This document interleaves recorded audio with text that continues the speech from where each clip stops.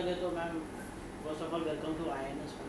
Thank you so much. And Apharan 2 की बात की जाए तो आप as a social media influencer से एक्टिंग के उसमें आ गई हैं, क्या कहेंगे उसके बारे में, कैसी रही आपकी जर्नी अभी तक की? जैसा कि मैं सबसे कहती हूँ, ये जर्नी एकदम फिल्म की तरह है। बड़ा ही संजोग की बात है कि मैं पर्दे के सामने अब परफॉर्म कर रही हूँ और सोशल मीडिया इन्फ्लुएंसर से एक्टर बनने में अपने आप में बहुत सारे चैलेंजेस हैं और बहुत मेहनत लगती है।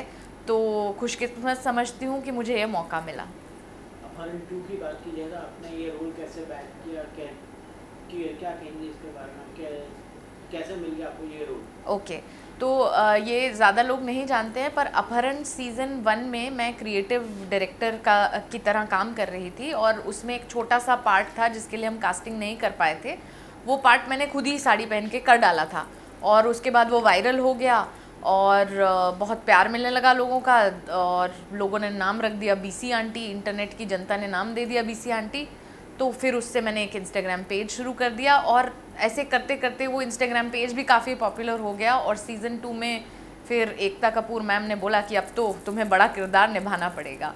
तो एक लाइन से कहते हैं ना, एक लाइन इतनी शिद्दत से मैंने बोली कि उसके चलते मुझे एक पूरा प्रॉपर रोल मिल गया। अपहरण 2 की बात की जाए तो स्टारकास्ट के साथ काम करते हुए कैसा लगा आपको, और कितनी कठिनाई हुई और कितनी अच्छा लगा आपको काम करते हुए? जैसा कि आपको पता है कि अपहरण में सभी मंझे हुए कलाकार हैं। अरुणोदय सिंह हैं, निधि सिंह हैं और ये लोग सब बहुत ज़्यादा काम किए हुए हैं। मेरे लिए मेरा पहला तजुर्बा था कैमरे के आगे एक्टिंग करने का। तो इन सभी लोगों ने बहुत सपोर्ट किया। मेरे निर्देशक संतोष सिंह ने बहुत हेल्प किया, बहुत पेशेंटली काम हमसे लिया। तो चैलेंजिंग इसलिए था कि एक तो अपने परिवार से 25 दिन दूर सर्बिया में मैं रह रही थी, तो एक होम सिकनेस हो रही थी और एक माँ अपने बच्चे से इतने दिन दूर काफ़ी मुश्किल होता है।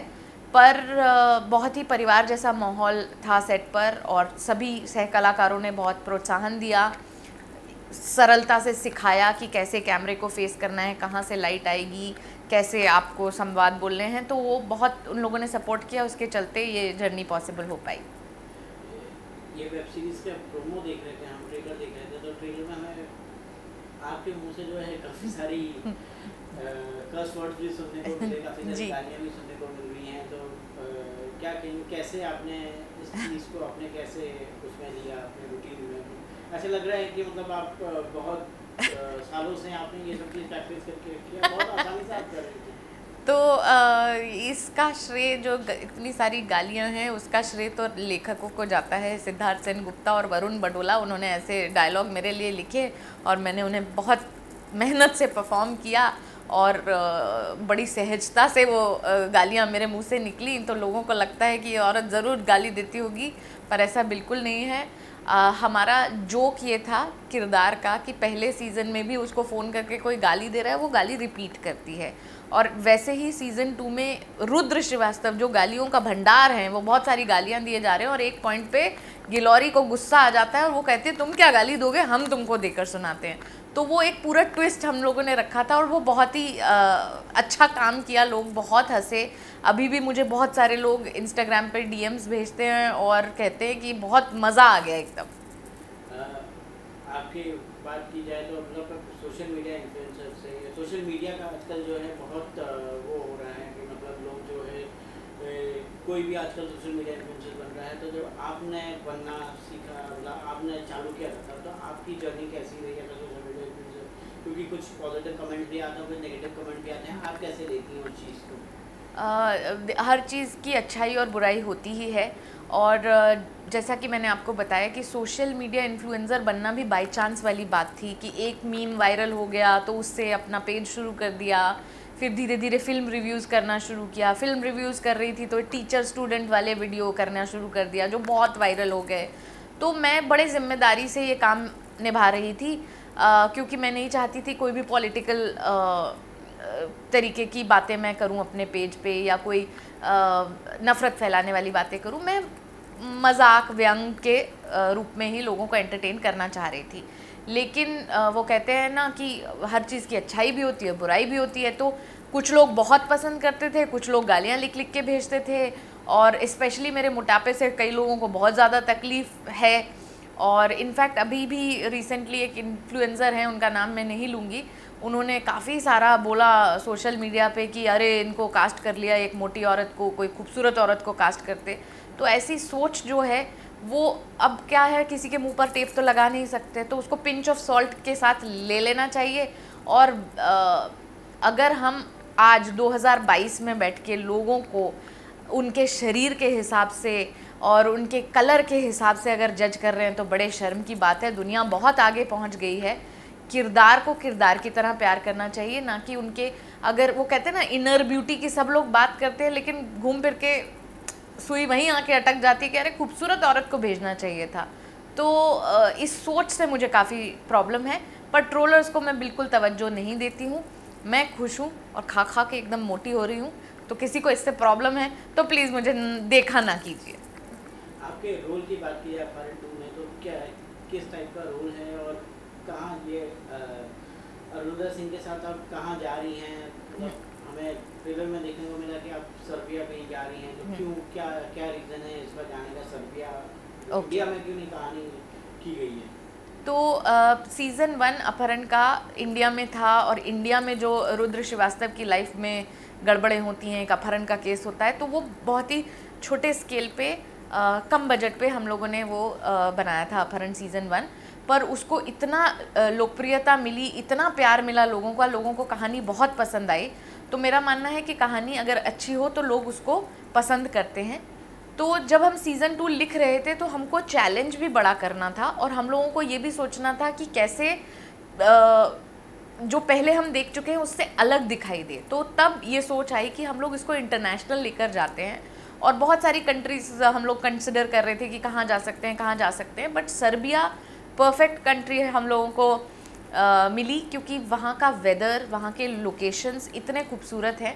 तो इस बार चैलेंज ये है कि रुद्र श्रीवास्तव इंटरनेशनल अपहरण करने जा रहे हैं, और उनका साथ दे रही हैं गिलौरी, और उनके साथ जा रहे हैं दुबे जी यानी सानंद वर्मा। और ये तीनों मिलकर अपने देश में तो इनको कोई पूछ नहीं रहा है, ये विदेश में जाके क्या हंगामा करेंगे, ये कहानी है। और अपने आप में वन लाइन इतना मज़ेदार है कि आप जब शो को देखेंगे तो आपको पता चलेगा कि कैसे विदेश कंट्री में जाके ये इंडियंस पूरी भसड़ फैला रहे हैं।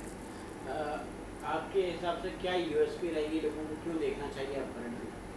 अपहरण 2 को देखने की सबसे बड़ी यूएसपी ये है कि कहानी ज़बरदस्त है। हमारा एक डायलॉग भी है कि इस बार कहानी ब्लॉकबस्टर है, तो कहानी के लिए आप लोगों को ज़रूर देखना चाहिए।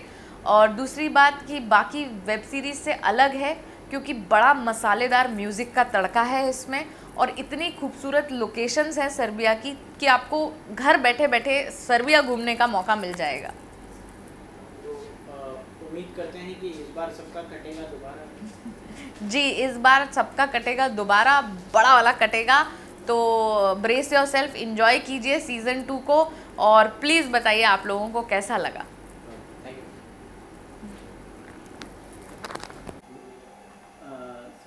फर्स्ट ऑफ ऑल हम जानना चाहेंगे आपसे कि आप अपहरण 2 में क्या रीज़न था आपका अपहरण 2 से जुड़ने का? 3 रीजंस थे। एक थी तनख्वाह, दूसरी थी कि मैं अपहरण सीज़न 1 में था इसलिए सीज़न 2 करना ही पड़ा, और 3 कहानी कमाल की थी और मैं जानता था कि लोगों को अच्छी लगेगी। सो अपहरण सीज़न 2। अपहरण 2 की बात की जाए तो फर्स्ट सीज़न तो लोगों को काफ़ी पसंद आया था। अपहरण 2 में ऐसा क्या रीज़न है जो आपको लगेगा कि हाँ अपहरण 2 भी लोगों को देखना चाहिए? आपको अपहरण सीज़न 1 अगर पसंद आया तो सीज़न 2 इज़ अ गारंटी। आपने अपहरण सीज़न 1 नहीं देखा है तो क्यों नहीं देखा है, देखो अभी जाके देखो। It's better, it's bigger scope, कहानी का ज़्यादा है, ट्विस्ट ज़्यादा है, एक्शन ज़्यादा है, मैंने डबल हड्डियाँ तोड़ी। It's good entertainment. सर आपकी बात की जाए तो, आपकी जर्नी की बात की जाए तो सर जिस्म से लेके सिकंदर, जिस्म जर्नी के बीच में था। अच्छा, सिकंदर से लेके अभी तक की जर्नी आपकी कैसी रही है? जनरली मज़ेदार। सर क्या क्या क्या मतलब कि क्या क्या अप्स एंड डाउन्स रहे, आपको कुछ ब्रीफ में अगर बताना चाहें? सर आपको मैं अपने अप्स एंड डाउन्स के बारे में बात करना शुरू कर दूँ ना तो पूरा दिन चला जाएगा, पूरा हफ्ता चला जाएगा। अप्स एंड डाउन सबके होते हैं, अभी भी हम यहीं हैं, नौकरी मिल रही है, सब चीज़ गुड। सर अपहरण 2 की बात की जाए तो स्टारकास्ट भी बहुत फिनोमिनल है। कितना मज़ा आया आपको अपहरण 2 में काम करते हुए? स्टारकास्ट वाकई फिनोमिनल है, वो कमाल के काम करते हैं और बहुत मतलब कोशिश के बिना, और मुझे कोशिश करनी पड़ती है तो सब मुझे थोड़ा थका देते हैं, but it's an amazing cast.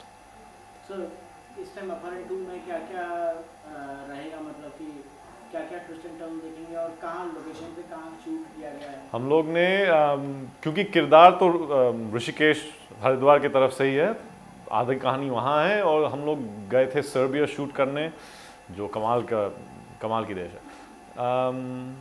उससे ज़्यादा क्या बताऊँगा, फिर कहानी देखनी पड़ेगी ना, कैसे बता सकता हूँ ट्विस्ट क्या है।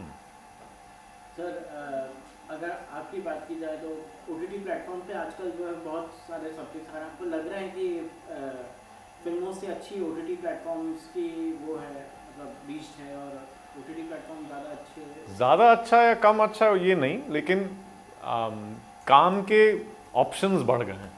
तो जैसे राइटर, डायरेक्टर, एक्टर, हम लोग सब जो लाइन में खड़े हुए थे, अब थोड़ी दूसरी लाइन बन गई है, तो वहाँ पे भी जाके काम मिल सकता है। तो कभी कभी बेहतर रहता है, कभी कभी इतना बेहतर नहीं रहता है, वो तो लाइफ है। सर आने वाले प्रोजेक्ट्स की बात की जाए तो मतलब क्या है आपके प्रोजेक्ट्स? अभी बता नहीं सकता। सर इस शो की USP क्या रही, लोगों को क्यों देखनी चाहिए अपहरण 2? I am the USP. Okay? Sir सबका कटेगा दोबारा, ये टैगलाइन है सर शो की।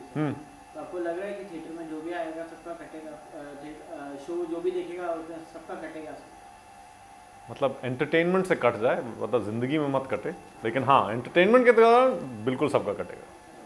Thank you. Bless you.